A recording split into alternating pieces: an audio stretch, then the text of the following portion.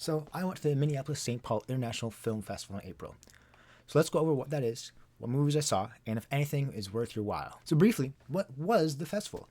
It was one main theater and a few others hosting movies and events over a 2-week and then an additional 1-week Best of Fest week period. Some people from some of the films got invited or showed up in their Q&As or other events like a panel. The main audience of the festival, as far as I could tell, was retired people. For some showings, the audience was more families, or for some, as people close to my own age, but largely retired people were the main set of the film-going audience. The Minneapolis-St. Paul International Film Festival, or MSPIF for short as we move forward, had over 200 films, but I'm pretty sure they're including the short films in that count. Beyond just the new films that got submitted, screened, and then selected, they had some panels and also brought in Ang Lee. They showed Brokeback and Crouching Tiger, Hidden Dragon, as well as having a Q&A with him at the local high school. Unfortunately, I could not get tickets and thus did not go. The only event I did go to was an intimacy coordinator panel, which I'll go more into depth about later. This year's festival was a bit smaller than last in terms of films and festival length. I can't speak to MSPIF's audience demographics, but it seemed like it was just as populous as ever though. Over the course of the festival, I ended up seeing a total of 26 films. Seeing as how it's an international film festival, let's start with some of the international films I saw. We'll do the best of best films last. I'll try to keep things brief. First, from Austria, is Andrea Gets a Divorce. This dramatic comedy is pretty European in its comedic sense. I'd say German comedic, but it's Austrian, so I don't know. I feel like this is mostly underbaked. It's kind of funny, but I was never laughing. It's kind of emotional, but I was never really feeling much. We have a woman that runs over her husband, and the will she get away with it gets ended, in my opinion, rather prematurely, as it turns to other ideas, which I also feel end up feeling underexplored. I think it's finally enough made. It had some nice parallels and some nice camera choices here and there, which I wrote down. We'll say 3 out of 5. A mediocre film that fails to effectively pull off its tone changes and emotions. Second, from China, is Bound in Heaven. This had the marker from the Chinese Film Administration, so presumably this is officially sanctioned. It is based on a novel and set in the 2010s. I quite like this one, honestly. I checked out Fei Wong's music on Spotify because of it. I like the visuals throughout. I love the score. I found it to be a really fascinating look into China, which is part of the appeal of a film festival like this, actually. Realistically, I will not be able to ever see this film again, as it almost certainly will not be streaming in the United States. I really liked how much of an active character our main character is in this film, and the after effects of the one-child policy get brought into my mind because of this film, which we'll come back to later in this video. Overall, I thought Bound in Heaven was a fascinating look into China, and it was a movie I enjoyed. It kind of hit, and I thought it was well made. I would say don't sleep on Chinese art house cinema, even as Nessa 2 is the biggest film of the year. Anyway, we're going to give this one a 4 out of 5. Third, from Japan, is Bushido. Oh man, I was so looking forward to this. I thought maybe it would be like a reimagining of a samurai film, maybe be like a bit more Twilight Samurai or something even, but I thought it was kind of ass, not gonna lie. Instead, we got a film that seems poorly thought out with some incredibly dumb moments. So much this film comes back to the game of Go, and maybe if you know that game well, this movie will be better or hit harder. But even if I did know and care or even love the board game Go, the rest of the film is still there. I also have a note about there just being too many Dutch angles. I think generously, I will be giving this film a 2 out of 5. Fourth, out of South Korea comes By the Stream. You'll have to forgive me a bit here as I say some film journalisty stuff. This is a Hong Sang-soo film who is often a film festival darling. A director whose films kind of rightfully don't get out much beyond them. His films often are a lot of talking and humor that is about social nuances. Ugh, forgive me for that. But I do quite like his movies. I've only seen a few, but I found them to be pretty enjoyable talkies, for want of a better phrase. In this one, a man who is definitely not a stand-in for writer-director Hong Sang-soo goes to help his niece out at her college professor job, and over the course of the film, basically only makes things worse for her.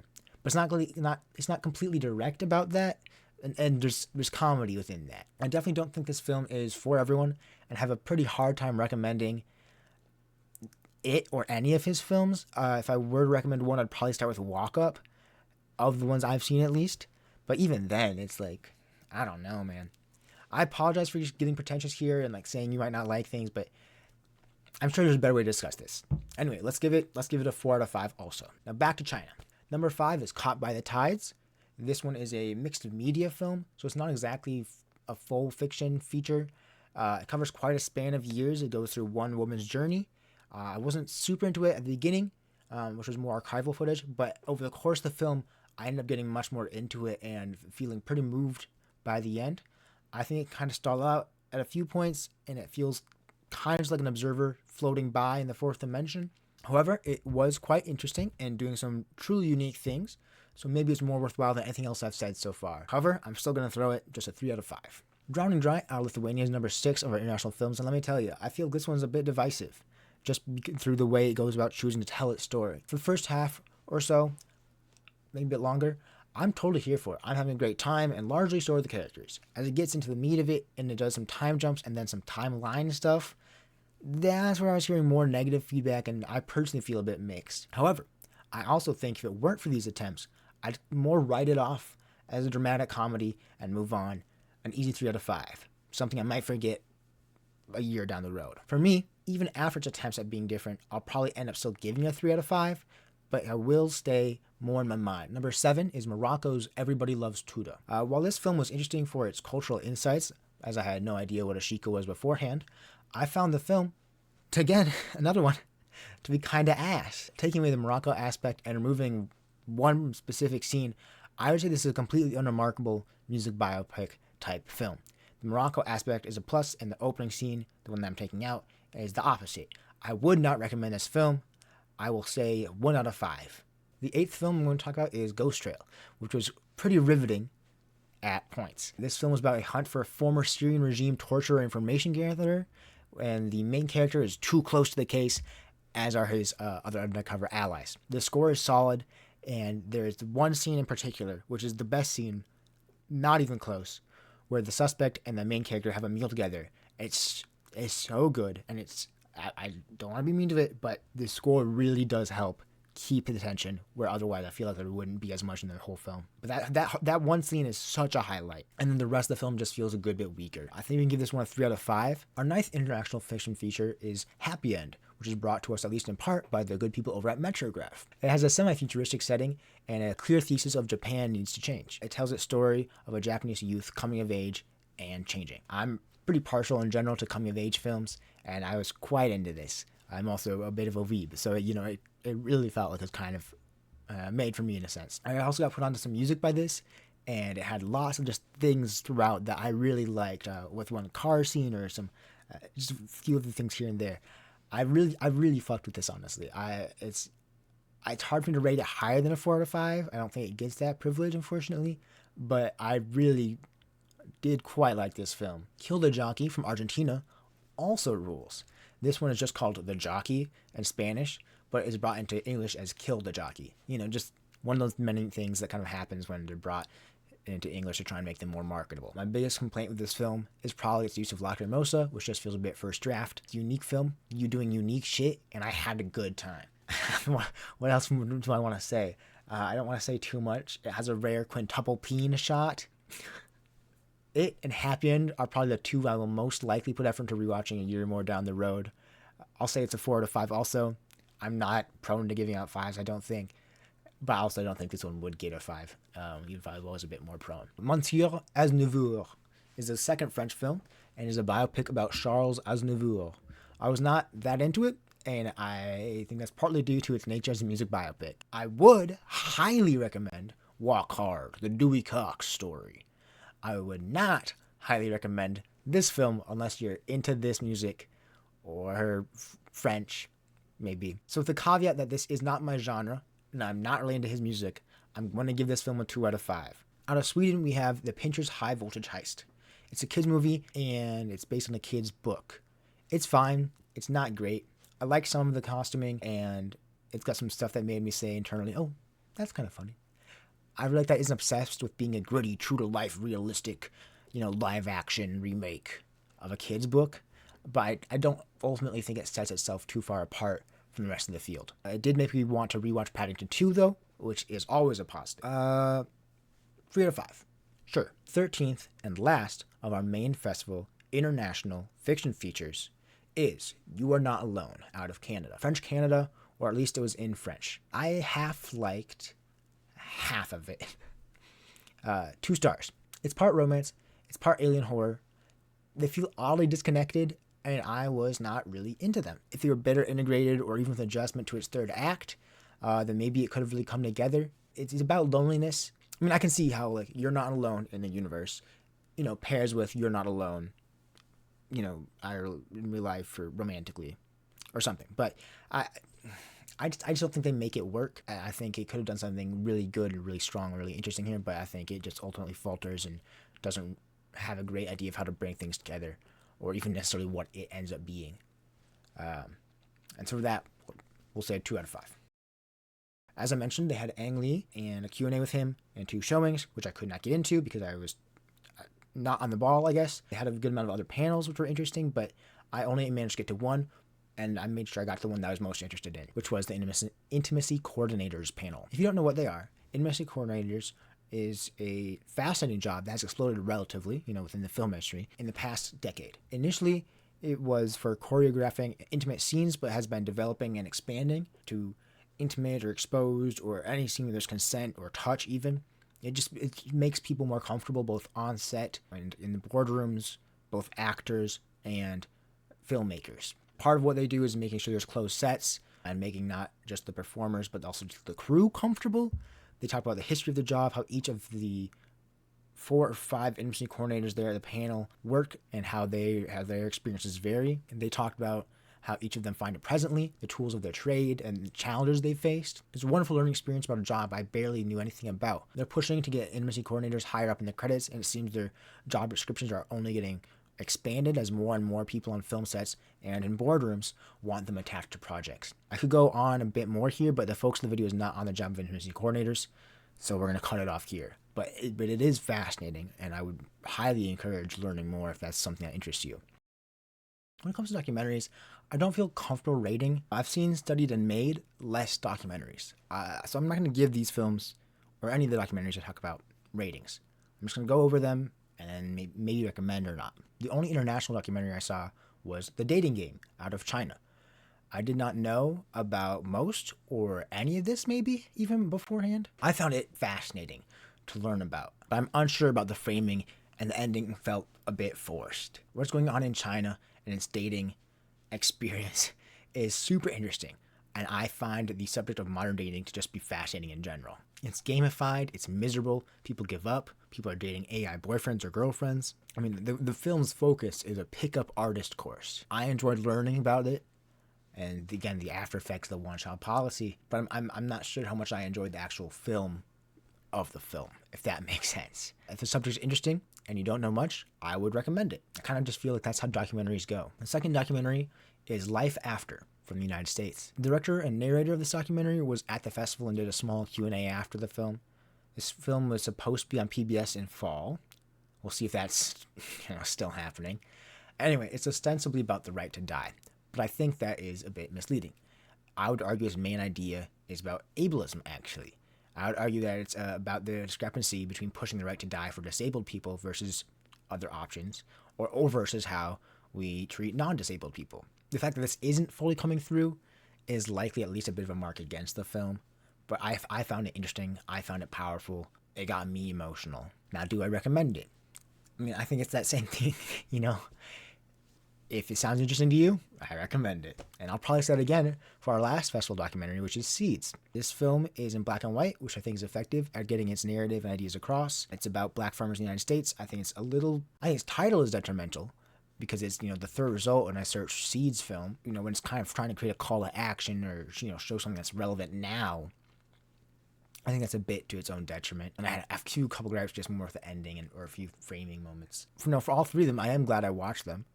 I like learning, and documentaries usually are good for that. As I said, I don't feel comfortable rating these, but I would say that Seeds was probably the best of them. Bitterroot is a Hmong film. The Hmong history and representation are severely underserved. I recall a book I read parts of, The Late Homecomer. Anyway, the Hmong people don't have a home and are an oft-forgot minority. There's a substantial Hmong population in Minnesota, and I have no doubt that subsection of viewers deeply resonated with this film and were glad to feel seen. It's set in Missoula, Montana, and got a good amount of input and maybe even oversight from the Hmong community there. I thought it was fine. I thought it was notable and worthwhile because of the cultural insights. At points it feels a bit understated, but I also think some of that understatedness was true to these characters. That's how they operate. There was a Q&A afterwards, which was interesting both for the answers, but also for the questions as it reflected on the audience. I mean, some of these questions, man. Some of these people, man. Anyhow, I thought the action movie was fine. It was a solid drama, which kept you engaged, with a few mysteries that were eventually forked over. I almost feel bad giving it 3 out of 5, but I think I'm going to. 3 out of 5. Good Sport is next, and I did not care for it. It's interesting because it's rather concise and does some, I don't know. It's pretty ass in my opinion. Divorced dads are gonna like it because the divorced dad is the main character. It's like not his fault. White male rage type shit. It's underdog kids basketball. There's a tacked on side story which feels like it's mostly just there to push the film to feature length. The film is like 72 minutes, so it kind of needs that tacked on side story. Even though I think again that side story is to the film's detriment. I think it maybe would have worked better as a short film. I do think 1 out of 5 feels a bit harsh, but I don't think it's gonna get 2. So Good Sport. 1 out of 5 film. Our third domestic film is Grand Tour, which I'm not fully certain if it is domestic. I think I got a bit confused like reading through its credits. It's produced by the streaming platform Mubi and is apparently an ode or like a parody satire of like 1930s travelogue films. So that's like beyond even film nerd niche. That's extreme. I don't think it necessarily conveys jack shit. And it's kind of again, it's doing style. It has styles. It's got 3 unique style things going on. And it's kind of doing a travel film, but I don't think it's doing it well. The narration stuff with the languages and the language changing is really cool to me as someone that likes languages a lot. I also wrote in my notes that I thought it might be better as a stage play. 2 out of 5. Let's move on. The Legend of Ochi actually got its theatrical release just a bit after I saw it at the festival. I didn't think it was amazing, and I don't want to be mean to children, so I won't. I really enjoyed some aspects, and I always enjoy seeing Willem Dafoe. I think some of the film is a bit forced. I think some of it would have been nice to have subtitles for. I was wowed by some of the visuals, and I had a particular note about liking some colors, colors. I like the colors in this film. We'll say that. I have terrible handwriting. I'm not always certain what my notes were. I would probably put this on even keel with the Pinchers. Both solid enough kids films. 3 out of 5. I'm sorry, I'm Willem Dafoe. I am a big fan, but I can't give it more. I'm sorry. Mr. K was something I was really into at first, but it did the opposite of Caught by the Tides. And my opinion of the film dropped as the film went on. I mean, that might be a bit of an exaggeration. I didn't like the ending at all, and I thought the film set up a mystery, but didn't actually know what to do with it. So anyway, I didn't love it. Kind of mid, to use that word. We'll say a 2 out of 5 probably. But again, I do think it had some fun and interesting ideas going on. Next is Or Something. NA remains defeated. The main filmmaker is Instagram famous, and the other main filmmaker, I believe she might be an influencer. I don't really know. I don't know who either of them are. It's just the information I gathered from the Q&A. I did not think this film was particularly good. I thought it was I was really inspired by My Dinner with Andre and also twist endings, and it felt very millennial, I guess, but in not in a great way. Maybe for some people this hits, but not for me. Some of the old people seem to like it. Again, I really didn't. It's a film about people having a conversation over the course of a day and finding excuses to keep having more conversation. I'm gonna give it a 2 out of 5. Some Riz Latino on God, bruh. Last film before Best of Fest is Ricky. I quite like this. It's a bit unfocused and not amazing, but I did like it. A lot of it felt real, which I gave the performances a good amount of credit for. I had a couple of notes about thinking the performances were strong at different points in the film. It was a drama and a relevant one to many. Prison has far too high of a recidivism rate, and it's very easy to fall back into. I think this was a good movie. It definitely has some moments of being not amazing, and as I mentioned, felt a bit unfocused. The director Q&A honestly put me off the film even slightly more, which is rare for you Q&A to have a negative effect, as he talked about trying to make a cinematic universe. The film was good, not amazing, and it's also just going to get a 3 out of 5. Now, before we go into Best of Fest, I'm going to use a key term: festival buzz. This is often thrown around as writers talk about some indie film going to theaters and how it got a lot of festival buzz at, Sundance or Toronto or some other festival. It is a real thing, and it's hard for me to say with certainty, but I think a lot of those writers are overstating things. I mostly heard people talking about whatever they just saw, or recommending to people whatever they just saw. And sure, they might have liked some things, but I wouldn't call that buzz necessarily. I would put buzz more in the line of, oh, I saw this last week, you gotta see it. Or if the ticket sellers are recommending it, or abnormal activity, or sold out, or more mentions in comparison. When retiree David John Davidson comes out of Legend of Ochi and sees his good friend John David Johnson and says, oh, I just saw Ochi, I would recommend it. That's not the same thing as festival buzz. The film I heard the most mentions and discussions around over the course of the festival was by far Come and See Me in the Good Light. It was sold out at every showing, and they added 2 showings, I'm pretty sure, in Best of Fest, which also both sold out. I was unable to get a ticket. That's festival buzz, man. Buzz, buzz, buzz. But that's coming out of MSPIF, Come and See Me in the Good Light, garnered a lot of buzz. That's the only film, except for maybe one more, that can say that. The other film I heard a lot about was a local documentary to Minneapolis-St. Paul area called Magic and Monsters. It was a story about the children's theater in the Twin Cities, which was, back in the day, really big. It was on the cover of Time and a source of pride for the state, hence the magic. The monsters element is pretty heavy stuff, and I'm not going to delve into it. Going into it, I didn't have the highest expectations. It's a Minnesota-focused film with an audience that largely knows aspects of the story, so I think they're going to be biased towards the film in some way. So I ended up going into it with neutral expectations. Some of the stylistic choices were a bit were debatable. Some edits felt a bit odd. It kind of has its magic and monster storyline, which then catches up to the present era and goes into a modern legal battle, which feels like a weaker storyline. It has lots of text on screen, lots of stills, as they're kind of limited by the media they have access to. But there's a few other elements and frustrations here, but it honestly feels pretty awkward and tough to critique a film that has such a heavy subject matter. It is a unique documentary and a powerful story. I don't really know what else to say. Let's move on to what else I saw at Best of Fest. I saw, along with Magic and Monsters, 3 fiction features. First, Regretfully at Dawn, out of Thailand. Many films out of Southeast Asia in the past, decade or more have been heavily inspired by Pong Weerasathakul's films. Slow cinema and meditative and slow emotions, and did I mention slow? This film, however, was not just a bad Pong Weerasathakel film. It actually had more to it, and I did like it. Now, I don't mean to say it's amazing, but I definitely shed a couple of tears. It definitely takes its time, but it has some flashes, and then it builds to something, and it isn't just like, oh, I just sat here for 2 hours. I'm considering giving it 4 out of 5, but I'm going to give this one a 3 out of 5 as well. Our second fiction film from Best of Fest is Crocodile Tears, out of Indonesia. This one's a bit odder, but I kind of mess with it. I'm kind of into it. Lonely zoo boy and overbearing mom have their life changed when lonely boy meets a girl. I liked it, and if mostly a drama that ends up getting weird is your type of thing, then I would recommend it. I'd probably give it a 3 out of 5. It sticks with because of the ending, but the rest of the film, which I'm not saying is bad, is mostly a drama and just doesn't have that same level of stick. And then the last film we'll talk about today is Carnival is Over. Just like with Kula Jockey, this one has a markedly different English name. In Portuguese, it's Os Enforcados, which Google Translate tells me is The Hang. However, in English, it's Carnival is Over, to let you know it's a Brazilian film. After all, carnival and crime is all that's known of Brazil, apparently. Anywho, Scooby-Doo, this was a dark comedy, I would say. It's pretty messed up and definitely is an R-rated film. Yeah, definitely an R-rated film. I was heavily reminded of Macbeth, and I had a pretty good time with this one.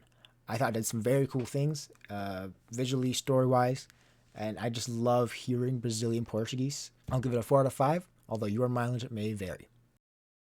And that's everything I saw at the festival. Kind of a lot of low ratings, especially as we got into domestic films, but I'm glad I saw everything I saw. Even the bad movies here are more worthwhile than the next forgettable Netflix film, in my opinion. The bad ones here are often trying to do something interesting. I also want to note that my film set this year was the weakest out of any I've been to MSPIF, and I don't want to dissuade anyone from going with this video. It's still a very cool festival. I still want to encourage and support local artists and local art communities and local theaters. I hope this gives you an idea of what going to a film festival might be like, and while it's somewhat unlikely you'll get a chance to see any of these films, maybe you got some recommendations or learned something. I'd probably say Happy End, Kill the Jockey, and then Come and See Me in the Good Light, which I did not see, are my big recommendations coming out of the festival, and I'm personally going to try and find Come and See Me in the Good Light wherever I can find it afterwards. Next week or next time, I think we're going to either look more at X-Men stuff again or at Dinotopia. If you have a preference, feel free to let me know in the comments below, unless that video is already out. And if that's the case, or if you just want to, please write just, what your favorite bird is or something.